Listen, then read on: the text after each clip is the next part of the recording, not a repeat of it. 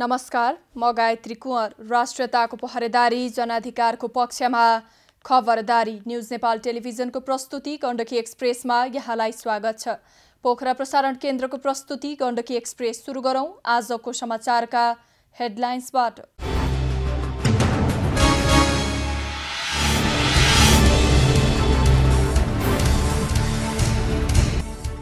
आफूले प्राप्त गरेका अन्तर्राष्ट्रिय पदक किनिदिन राष्ट्रिय आविष्कार केन्द्रका अध्यक्ष महावीर पुनको आह्वान।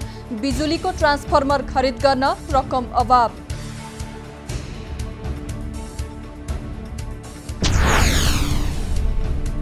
गण्डकी प्रदेशका स्वास्थ्य संस्थामा जनशक्तिको कमी हुँदा अस्पतालको सेवा प्रभावित। करारकै कर्मचारीको भरमा सेवा सञ्चालन।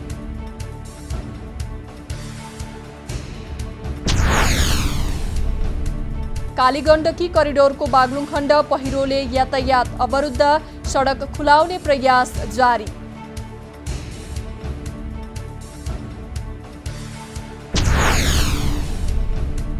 तनहुको म्याग्दे र आबु खैरेनी गाउँपालिकामा व्यावसायिक सयपत्री फूल खेती सुरु।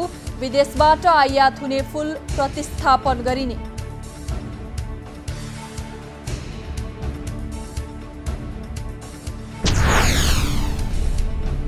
र तीजको अवसरमा पोखरा महानगरपालिका 22 स्थित भ्यू पोइन्टमा प्रथम भेडी खर्क कप 6A साइड फुटबल प्रतियोगिता हुने। खेल असोज 1 देखि 3 गतेसम्म हुने।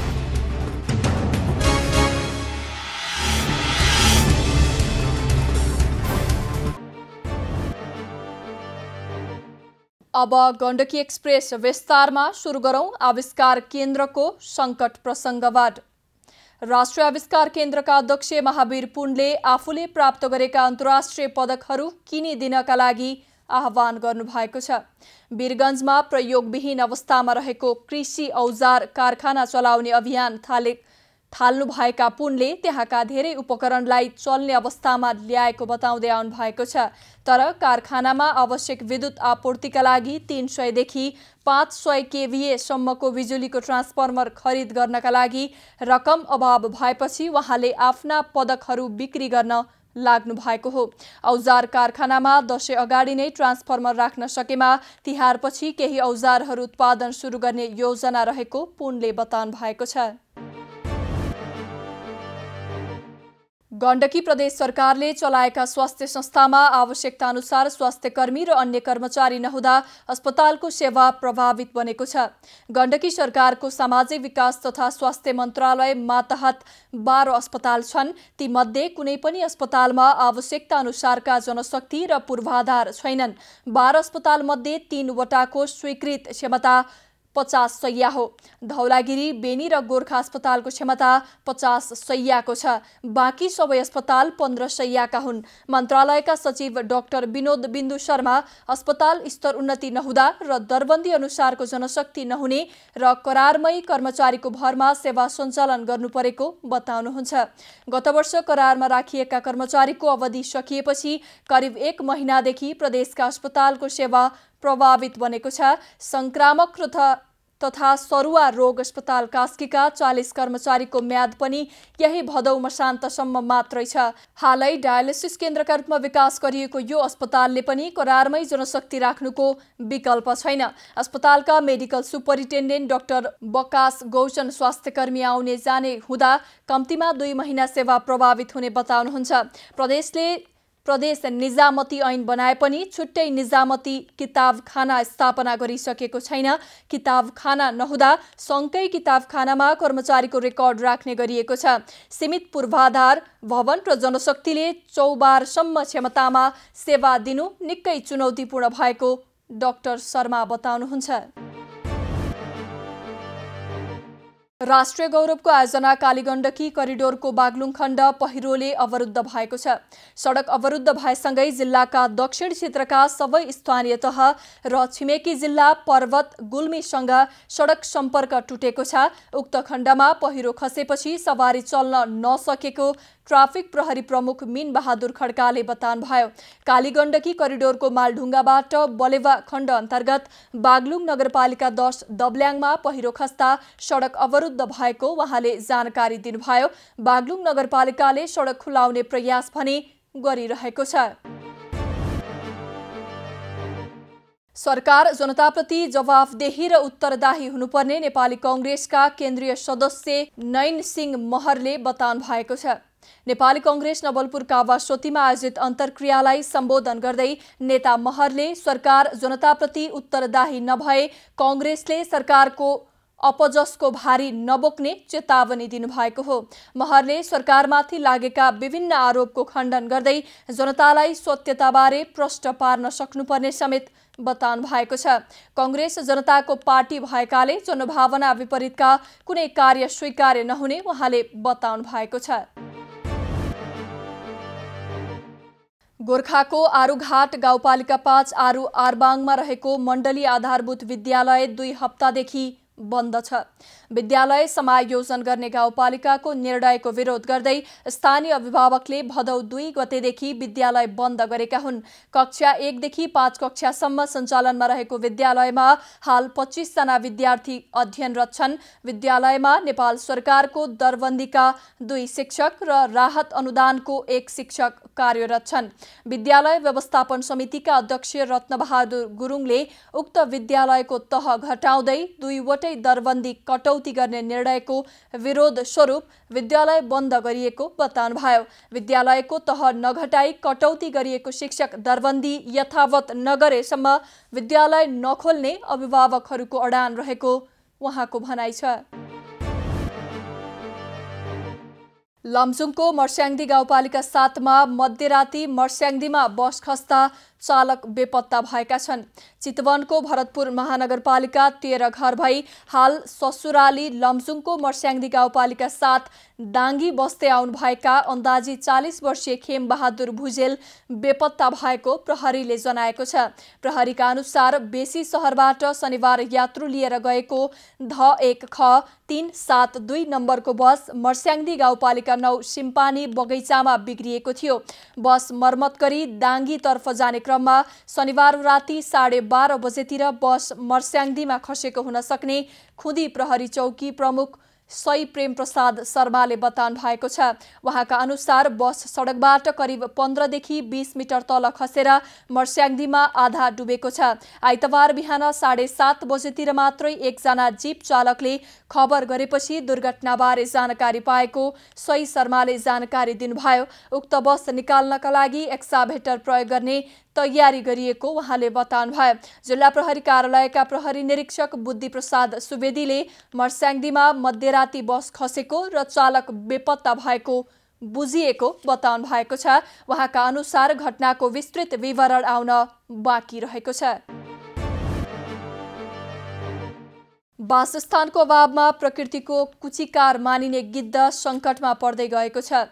पछिल्ला दशकमा मानवीय अतिक्रमणका कारण पोखरा र आसपासमा रहेका गिद्धका प्रमुख वासस्थान सङ्कटमा पर्दै गएका छन्। पोखरा महानगरपालिका 15 छिने डाँडा स्थित फोहोर विसर्जन स्थल परिवर्तन गरिएपछि थप चुनौती थपिएको छ। पोखरा उपत्यकामा बढ्दो बस्ती विकासको क्रमसँगै विगत 2 दशक यता गिद्धका प्रजाति लोप हुँदै गएका छन्। गिद्धको वासस्थान विशेषतः अग्लो सिमलको रुख नै हो। सिमलका रुखमा बस्ने र गुड लगाउने गर्दछन्। पोखरा आसपासका क्षेत्रमा बस्तीको विकाससँगै यहाँ रहेका सिमलका रुख काटिने क्रमसँगै वासस्थान सङ्कटमा परेको छ। पोखरा उपत्यकाका चाउथे, मजेरी पाटन, बिरुवा, गौरी खेत लगायत स्थानमा करिब 15 देखि 16 वर्ष अघिसम्म ठूलै संख्यामा गिद्ध पाइने भए पनि अहिले ती ठाउँमा लोप भइसकेका छन्। सिमलका रुख काटिनुका साथै बढ्दो बस्ती र यातायातका साधन एवं उद्योगबाट निस्कने धुलो धुवाँका कारण गिद्ध सङ्कटमा परेका छन्।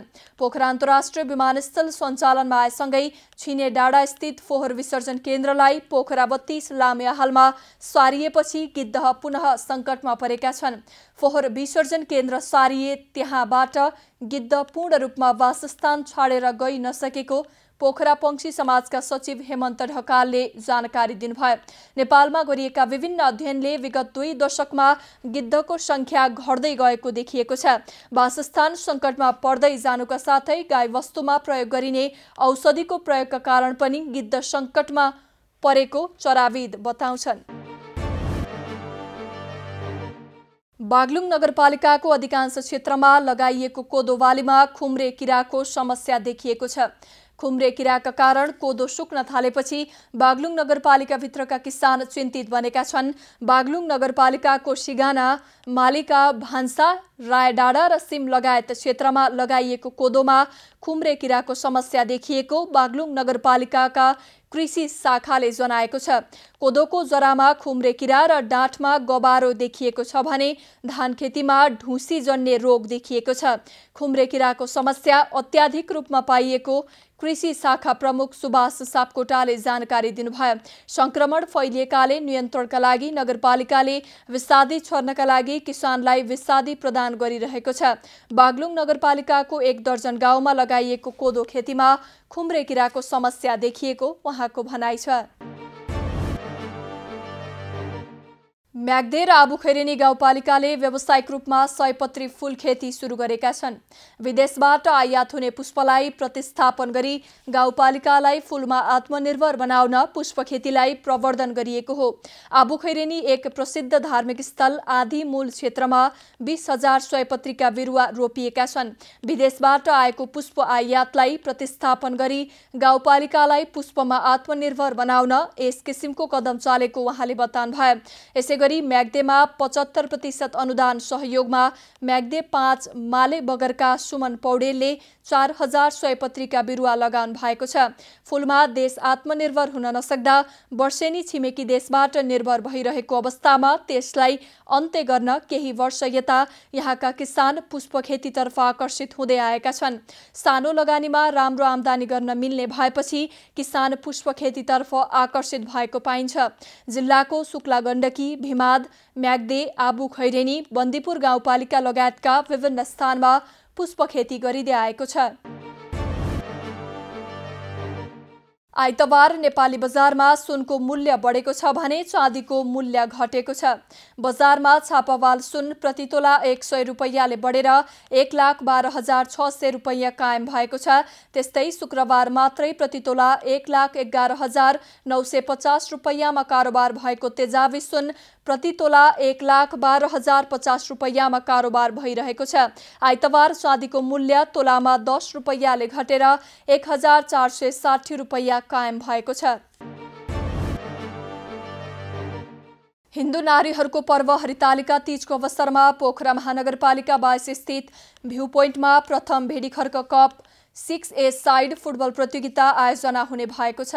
स्थानीय क्लब भ्यू पोइन्ट क्लबले खेल स्वस्थका लागि, स्वस्थ युवा देशका लागि भन्ने नारा सहित आगामी असोज 1 देखि 3 गतेसम्म भेडी खर्क खेल मैदानमा प्रतियोगिता आयोजना गरिने क्लबका अध्यक्ष विश्वराज वास्तोलाले जानकारी दिनुभएको छ। उहाँका अनुसार प्रतियोगिताको विजेता टिमले सिल्ड, मेडल तथा प्रमाणपत्र सहित नगद प्राप्त गर्नेछन्। त्यस्तै उपविजेताले सिल्ड, मेडल तथा प्रमाणपत्र प्राप्त गर्नेछन्। प्रतियोगितामा विधागत पुरस्कारका लागि व्यवस्था गरिएको छ।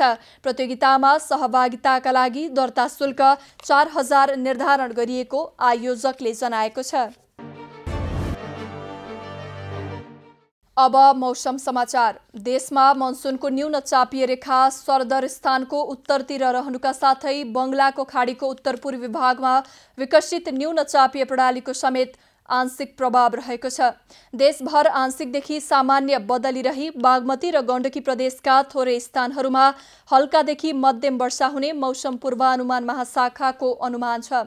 आइतबार दिउँसो देशभर आंशिकदेखि सामान्य बदली रहनेछ।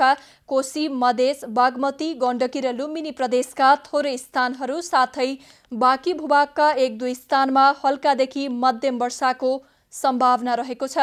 मधेस, बागमती, गण्डकी र लुम्बिनी प्रदेशका 1-2 स्थानमा मेघ गर्जन सहित भारी वर्षाको समेत सम्भावना रहेको छ। आज राति देशभर आंशिकदेखि सामान्य बदली रहनेछ। कोशी, लुम्बिनी र सुदूरपश्चिम प्रदेशका थोरै स्थानहरूमा लगायत बाँकी भूभागका 1-2 स्थानहरूमा हल्का वर्षाको सम्भावना रहेको महाशाखाको बुलेटिनमा उल्लेख छ। मौसम खबरसँगै हामी गण्डकी एक्सप्रेसको अन्त्यमा आइपुगेका छौं। जाँदै हेडलाइन्स न्यूज पुनः एकपटक।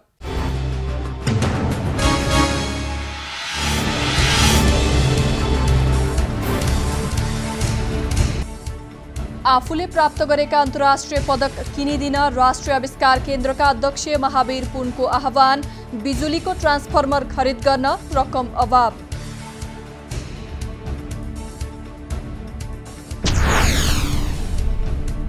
गण्डकी प्रदेशका स्वास्थ्य संस्थामा जनशक्तिको कमी हुँदा अस्पतालको सेवा प्रभावित। करारकै कर्मचारीको भरमा सेवा सञ्चालन।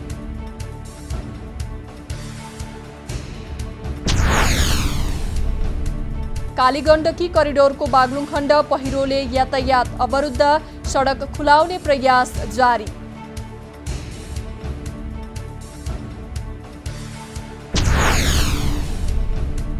तनहुको म्याग्दे र आबु खैरेनी गाउँपालिकामा व्यावसायिक सयपत्री फूल खेती सुरु। विदेशबाट आयात हुने फूल प्रतिस्थापन गरिने।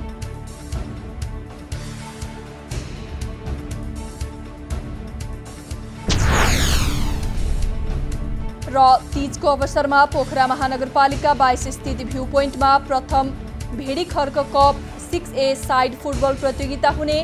खेल असोज 1 देखि 3 गतेसम्म हुने।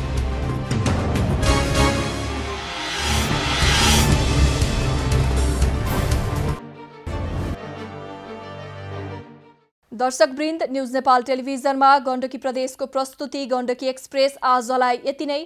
हाम्रा प्रसारणहरू युट्युब, ट्विटर, फेसबुक र इन्स्टाग्राममा समेत हेर्न सक्नुहुनेछ। राष्ट्रियताको पहरेदारी, जनाधिकारको पक्षमा खबरदारी हेर्दै रहनुहोला न्यूज नेपाल टेलिभिजन। नमस्कार।